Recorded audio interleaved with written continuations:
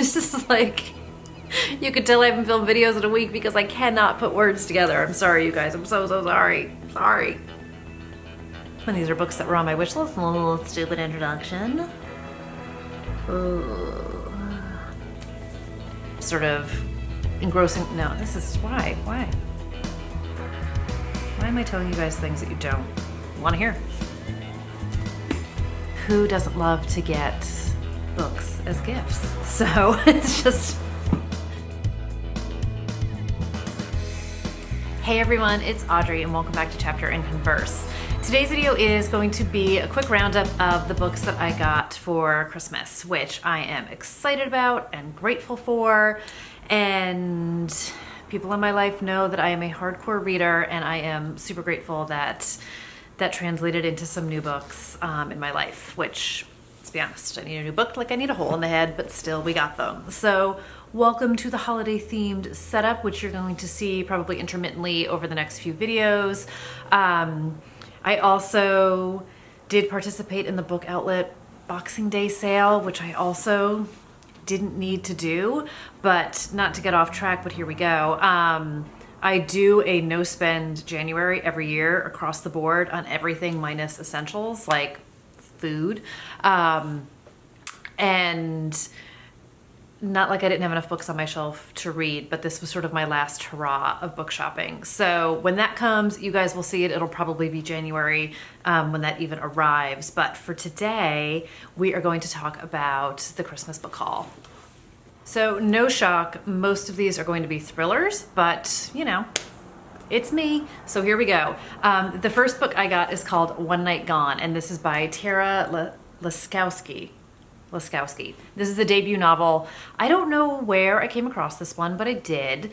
And this is a book about a woman, so 30 years ago, a woman named Maureen, and I'm reading the back because I'll be honest, I'm not familiar with most of these books. She arrives in the wealthy town of Opal Beach to start her life anew and to achieve her destiny. And long story short, by the end of that summer, Maureen has disappeared. And then we fast forward 30 years, and Allison Simpson is offered an opportunity to house sit in Opal Beach. And sure enough, I'm pretty sure it's the same old house. And here we go. Secrets. She becomes aware of the disappearance of Maureen from 30 years before.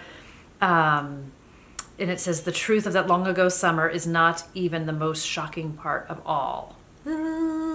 So this got some great write-ups from Paula Tremblay, Hank Philippi Ryan, Tana French is on the front. And it says it was the perfect place to disappear, ... So some people are coming here to sort of escape their old life and start over. And poor Maureen actually has literally disappeared. So I don't know if this is dual timelines. I don't know if it's all present tense. I don't dare open it and risk spoiling anything, but I'm excited about this. I think this is such a gorgeous cover too. Are we glaring? Look at that beach house. So yeah, I'm really excited about this, and I'm excited to discover yet another new author. And then also sidebar, so Tana French, who I've talked about before, she has, or Stars has created a Dublin Murder Squad series based on her first two books. In the Woods, which I did read, and The Likeness, which I haven't read yet, but I'm really interested to get into that. So I'm feeling a little Tana French vibe, so maybe I'll actually read one of those books I picked up from another haul too. But anyway, back to Christmas. First book I got. The next book I got is Kate Holohan's new book called One Little Secret. And this is kind of like a locked room mystery in the sense that it is three married couples who go out to the Hamptons for a beach week sublet, and they leave sort of the kids behind and their jobs behind, and in theory all the stress and everything of life behind, so they can just come and relax and have some fun. And I believe on the first night, you know, food is flowing and drinks are flowing, and I think secrets start flowing and somebody winds up dying. So it is locked room-ish in the sense that they're all in the house together, and then there's some sort of investigation with the local police and all that good stuff, but sort of how their lives intersect, who could have done it, why, I don't know too much about it, but Kate Holohan is an author that I had the pleasure of meeting at Thriller Fest over the summer, and I actually went to one of her panels as well, and she's an author that I've been intrigued about. And I actually have another one of her books. Lies She Told on my shelf, which I haven't read yet.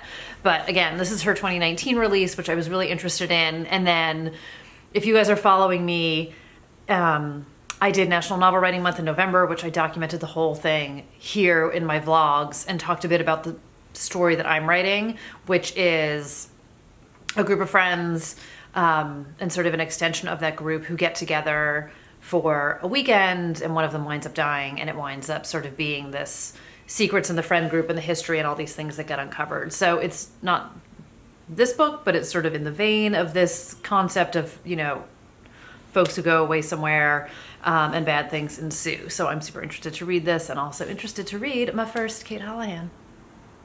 The next thing I got, it's not a book, but it's a book journal, and it's called The Book Lover's Journal, my personal reading record. So I do keep my own notebook where I document my reading and my goals and sort of some video ideas and a lot of tracking. But this is a great, beautiful, sort of proper reading journal, and I'm excited to use this also. So it has pages where you can like document each book, and you can have your ratings, and you can rate the quality of things and where you read it, and sort of some notes and opinions and an overall star rating.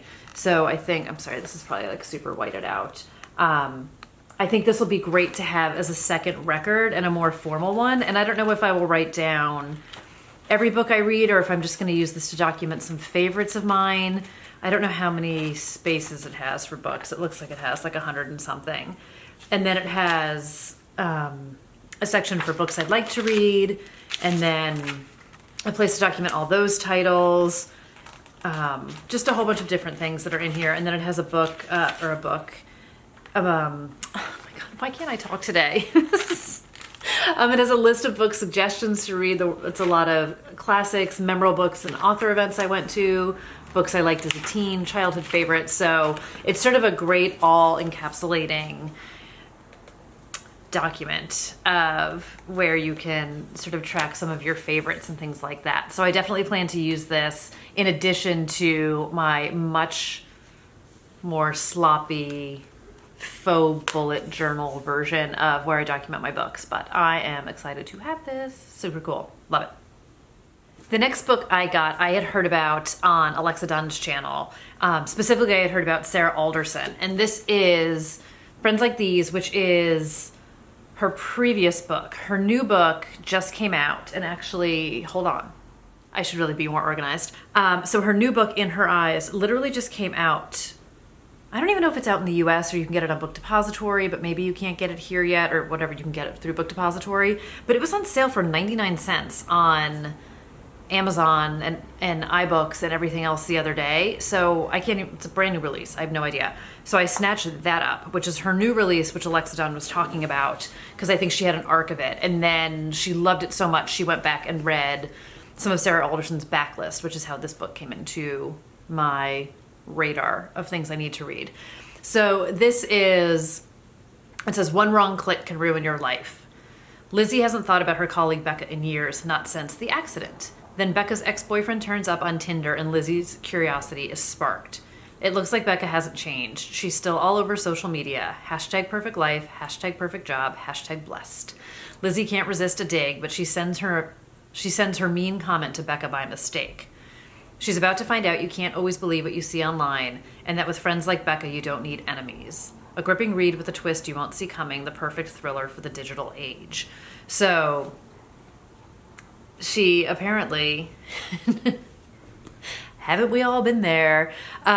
You send a text message that is not intended for a certain person, and it's about them, and you wind up sending it to them by mistake. Or in the case of one of my friends, add someone to a group chain in error and then say something about them, and then just try and bury that somewhere along a whole bunch of other messages. But far too many mistakes can happen. This one sounds like perhaps it goes deadly, but I'm gonna guess that Lizzie is not going to fare all that well with what she does to Becca. So I'm excited for this. Alexa Dunn has given me some great, not me, but like from her channel, recommendations in the past. So I'm excited about this, and I'm excited about In Her Eyes, which it says home is where the hate is, and I think there's like a home invasion And I think the daughter's in the hospital, and then it becomes like who could have done this to them and who's out to get that family. And I don't know if it's like what you would do to protect your family, but also sounds amazing. So I'm excited again for another new author. The next book I got is by an author that I discovered in 2019 and has fast become one of my favorite authors of all time. And this is the only book of hers I haven't read yet. I devoured her whole backlist this year. And it's Taylor Jenkins Reid's After I Do. And this is her second novel. I am, you guys know, obsessed with her writing. And I think her stories are so well crafted. Her characters are amazing. And I am torn between excited to read her only book that I haven't read yet, and I don't want to read it because then there's nothing left, because there's no information yet on a new book coming out from her, even though I know she's working on it because I listen to her interviews obsessively. But this is a book about a married couple named Lauren and Ryan. And basically, they've sort of fallen out of love with each other, but they don't want to get divorced. So they make a decision to take a year off from each other. They're going to stay married, and the rule is they cannot have any contact with each other and anything else goes. And they just take a year off to sort of go on journeys of self-discovery with the hope of finding their ways back to each other. But maybe they won't. So this sounds really intriguing to me. I love this concept. I've heard mixed feelings on this book, and I think a lot of it probably goes to people's feelings about doing this sort of experiment with your marriage. But to me, this is, getting lost in a story and in some fantasy. So I'll be curious sort of how I feel when the book is over. But it says, this is a love story about what happens when the love fades. It's about staying in love, seizing love, forsaking love, and committing to love with everything you've got. And above all, After I Do is the story of a couple caught in an old game and searching for a new road to happily ever after. So I have loved all of her books with different degrees of love, but she has not written a book that I haven't liked. I have yet to find something I couldn't connect to in one of her books, or a character that I couldn't root for or fall in love with or cry over or something. She blows my mind over and over again. I can't wait to reread some of her books, but again, this is the last new Taylor Jenkins Reid that I have yet to read, and I'm super excited to have it, and this is what I wanted, obviously. So I'm excited to see what happens in my experience with this book. The next book I got is the YA thriller The Best Lies by Sarah Liu. And this is a book that I found on Book Riot and kind of stopped scrolling through the email when I saw the cover of this because I loved it. And it sort of reminded me of that original Big Little Lies cover from the hardback of that book. I don't know if it changed in the softback, but it reminded me of the Big Little Lies cover, so I sort of instantly, wanted to read about it. And this is, like I said, YA psychological thriller, and it's about Remy, and it said she was happy once. She had her boyfriend Jack and Elise, her best friend, her soulmate, who understood her better than anyone else in the world. But now Jack is dead, shot through the chest, and it was Elsie who pulled the trigger. So Remy kind of starts going to investigate what happened here. Was it self-defense? Was it something darker and deeper? What was going on behind the scenes? What were the secrets? Sort of what was happening in these relationships? And it says it's told in alternating timelines. This twisted psychological thriller explores the dark side of obsessive friendship. So this just sounds delightfully twisted in all the best ways, which is something that I love, and I'm really curious about it. So this is another author I have not heard of before, a new to me author. This is also a debut, so I'm curious, super curious about it. But cover was beautiful, and excited to, like I said, introduce a new author into my life and to see what this book is all about. The next book I got is the only nonfiction, Taylor Jenkins Reid isn't a thriller, but it is called Horror Stories, and this is the memoir of Liz Phair. And I had mentioned this, I think in one of those nano vlogs or something. I didn't even know that she had a book coming out, and I stumbled upon it in Barnes & Noble when I was sort of browsing and doing some holiday shopping of my own. And I'm excited to read this. I love Liz Phair, and this is what I'm guessing is going to be a fairly honest no holds barred kind of a story, because that's very much who she is as a singer-songwriter. And I remember a friend of mine from high school introducing me to her Exile in Guyville album, which I believe is her first and kind of the one that sort of put her on that indie map. But I'm a big fan of hers. I'm feeling sort of like that bug after I read listened to the Travis Barker bio, and I still have the Belinda Carlisle one pulled out because I'm going to read that one too. But I'm very curious to read this. I just think she's genius, and I'm very curious about it, and here it is. So it's got some great little plugs on the back too from Ben Folds, and then some other folks, but people are musical people and they know that. So yeah, here we go. Liz Phair. And the last book I got, which was another one that I heard about on Alexa Dunn's channel, and I'm so excited to get into this one. So this might be the first one I pick up out of this pile, and it's The Escape Room by Megan Golden. And this just sounds so smart and twisted and interesting that I can't even wait. I can't even wait. So this is about 4 young Wall Street rising stars and the price of ambition and sort of their insane competitive nature and ruthlessness with one another. And they all get invited to participate in an escape room. And because they're so highly competitive with each other, of course, they all jump at the chance to do it. And it is pitched as a team building activity for all of them. However, it is not a team building activity. And it says, welcome to the escape room. Your goal is simple, get out alive. So they crowd literally into an elevator of a high-rise building. So like anyone who's ever like ridden an elevator, never mind been stuck in an elevator, knows what that feels like. And it says, when the lights go off and the doors stay shut, it quickly becomes clear that this is no ordinary competition. They're caught in a dangerous game of survival. Trapped in the dark, the colleagues must put aside their bitter rivalries and work together to solve cryptic clues to break free. But as the game begins to reveal the team's darkest secrets, they realize there's a price to be paid for the terrible deeds they've committed in their ruthless climb up the corporate ladder. As tempers fray and the clues turn deadly, they must solve one final chilling puzzle.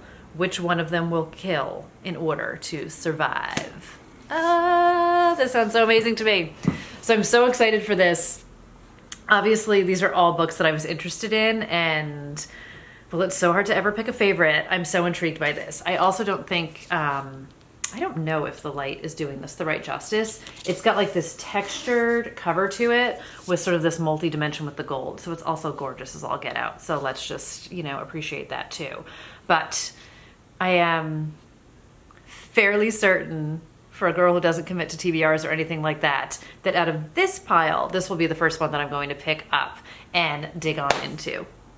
So that does it for all the amazing books and all the amazing generosity that surrounded my Christmas book haul. So I'm super excited. I'm super grateful. I can't wait to get into these books.